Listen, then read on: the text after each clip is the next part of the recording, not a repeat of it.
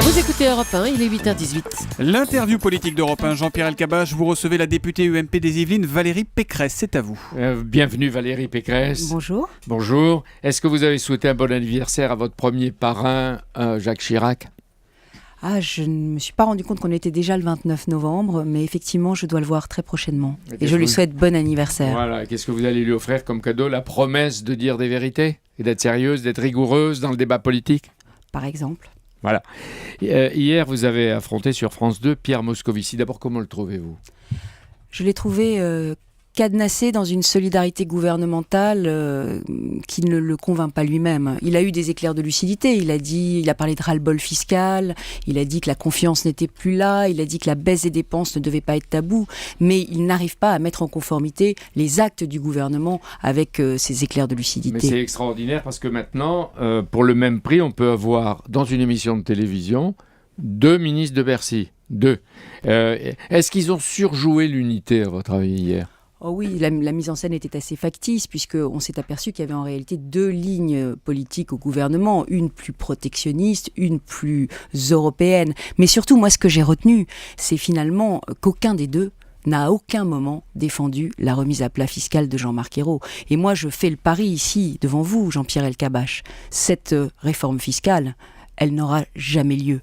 Elle n'aura jamais lieu parce que personne aujourd'hui au gouvernement ne la défend, personne n'est capable de fixer son calendrier, personne n'est capable de fixer ses objectifs et on sait aujourd'hui qu'elle peut faire des millions de perdants, que ce soit les retraités qui ne payent moins de CSG, que ce soit les familles qui ont un quotient familial ou que ce soit les travailleurs pauvres qui bénéficient de la prime pour l'emploi. Mais ça, c'est une déclaration d'une opposante.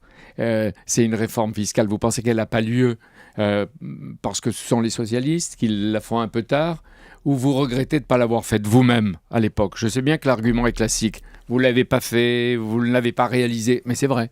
Non, à l'époque, on y a sérieusement réfléchi avec François Baroin à cette fusion de... Réfléchi. Oui, on y a sérieusement réfléchi. Pourquoi ? Parce que nous pensions à rationaliser la collecte de l'impôt, à essayer de faire des économies dans la collecte. Mais nous nous sommes rendus compte que cette réforme allait bouleverser tous les équilibres fiscaux du pays, qu'elle pouvait faire énormément de perdants et qu'elle se traduirait par une augmentation massive des impôts des classes moyennes. Hier, Pierre Moscovici puis Arnaud Montebourg, est-ce qu'ils ont clarifié les objectifs et le calendrier de la remise à plat fiscale ?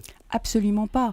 Et vous voyez bien qu'aujourd'hui, c'est pas moi qui le dis, c'est Pierre Moscovici, il y a un ras-le-bol fiscal. Il y a 12 milliards d'euros d'impôts qui ne sont pas rentrés dans les caisses de l'État cette année. 12 milliards. Ça veut dire quoi ? Ça veut dire qu'il y a eu du travail dissimulé, qu'il y a eu des délocalisations d'activités, et puis surtout que les Français maintenant ne veulent plus consommer, ne veulent plus travailler davantage, parce qu'ils savent qu'ils vont être imposés davantage. Dans ce contexte, croyez-vous vraiment qu'une remise à plat fiscale est de nature à garantir la stabilité dont les Français ont besoin ? Mais il n'y a pas encore de ligne commune acceptée par tout l'UMP sur la stratégie fiscale de l'UMP. C'est Christian Jacob qui va être consulté par Jean-Marc Ayrault, toujours pas Jean-François Copé, qui se plaint de ne pas avoir ses entrées à Matignon. Mais ça, c'est autre chose. Est-ce que Pierre Moscovici ne vous a pas quand même impressionné parce qu'il évolue et il anticipe les propositions de Jean-Paul Bailly sur la liberté du travail le dimanche et de nuit ?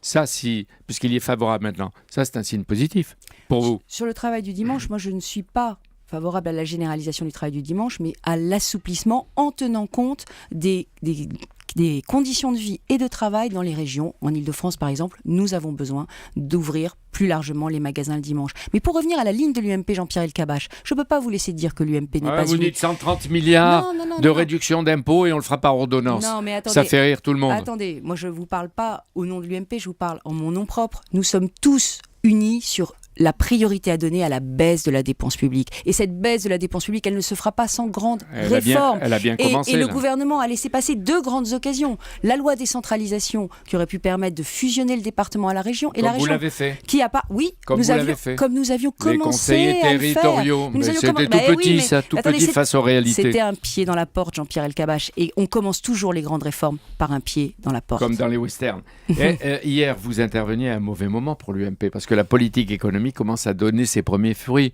Le chômage ou une certaine forme de chômage baisse. Par exemple les 20 500 demandeurs d'emploi en moins. La version de la coupe du chômage des jeunes commençait il y a 6 mois. Elle a l'air de s'inscrire dans le temps. Une certaine reprise des CDD et des intérims. Mais je sais bien que le chômage de longue durée s'installe. On ne peut que se réjouir quand les chiffres du chômage sont bons. Mais en même temps, on sait bien que cette baisse est en trompe-l'œil, vous l'avez bien vu. Les radiations augmentent, l'activité partielle augmente, et on sait très bien que ces chiffres sont là parce qu'il y a beaucoup d'emplois sous perfusion d'argent public, des emplois aidés qui sont venus pour pallier au chômage des jeunes. Maintenant, qu'est-ce qu'il faut faire ? Eh bien, il faut travailler à ce que l'emploi marchand, qu'on crée de l'emploi dans le privé. Et ça nécessite une politique de compétitivité beaucoup plus active de la part du gouvernement. Il faut réveiller le MEDEF et surtout les chefs d'entreprise. Mais vous parlez des emplois aidés. Il faut leur rendre confiance. Vous avez promis tout à l'heure d'être, comme cadeau à Jacques Chirac, d'être sérieuse, rigoureuse. Vous vous souvenez, et si vous voulez être crédible, que vous aussi, vous avez créé des emplois aidés. Hein ? Et oui, regardez, oui. Ce matin, le conseiller de Nicolas Sarkozy dans Libération, Raymond Soubic, qui est très écouté, il dit « Au vu de la croissance et de la faiblesse de la croissance, c'est le seul moyen d'agir avec des effets immédiats sur le chômage.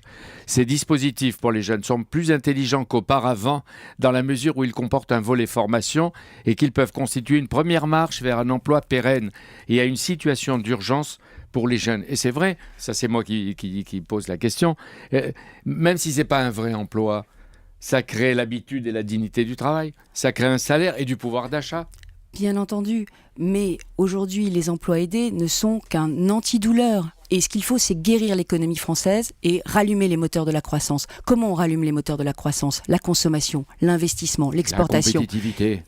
Par la confiance. La confiance. Et la confiance, elle viendra de la stabilité des règles du jeu. Donc c'est pour ça que cette remise à plat fiscale, sans garantie de baisse des dépenses et de baisse des impôts à terme, eh bien, à mon avis, elle est mornée. Contre Philippe Varin, on a constaté hier la connivence surprise, MEDEF, AFEP, CGT. Tout est tombé sur Philippe Varin et sa retraite chapeau. Qu'est-ce que vous en avez pensé ? Est-ce qu'il faut une loi maintenant ? Je pense que les patrons ne peuvent pas rester immobiles sur cette situation des retraites chapeaux. Ils font semblant de s'agiter, là. Il faut renforcer l'autorégulation s'ils veulent avoir la confiance des salariés. Aujourd'hui, il y a des situations qui ne sont pas acceptables. Non, je préférerais que l'autorégulation reste la norme parce que moi, je n'aime pas qu'on fasse des lois pour tout. En plus, après, ça cadenasse l'économie. Mais ça veut dire quoi ? Ça veut dire que les patrons doivent agir. Ils doivent renforcer, plafonner, réguler mieux les retraites chapeaux. Valérie Pécresse, une question politique. Messieurs Juppé-Fillon, vous êtes toujours filloniste d'ailleurs ? Je partage le diagnostic de François Fillon sur l'économie française et sur les solutions à apporter. Il faut tout réformer. Il faut travailler un peu plus, dépenser un peu moins. Juppé-Fillon veulent favoriser l'élection à Pau de François Bayrou. Copé et les sarkozystes préfèrent le battre, pour pas dire le tuer politiquement. Et vous, le pardon ou la punition ? Moi, je suis favorable. Le pardon ou la punition ? Non, mais je suis favorable d'abord à ce que nous soutenions l'UMP au premier tour et François Bayrou s'il arrive en tête au deuxième tour. Moi, je crois qu'aujourd'hui, c'est ça la logique, c'est l'alliance de deuxième tour. Le pardon et le rassemblement, c'est ça ? Au deuxième tour. Merci beaucoup Valérie Pécresse d'être venue ce matin sur Europe 1. Dimanche, Jean-Pierre Elkabbach, c'est Laurent Berger, le numéro 1 de la CFDT, qui sera votre invité à 10h. Vous savez tout. Mais je me renseigne, que voulez-vous, le grand rendez-vous Europe 1 iTélé et Le auprès de Monde. moi. À dimanche, Jean-Pierre.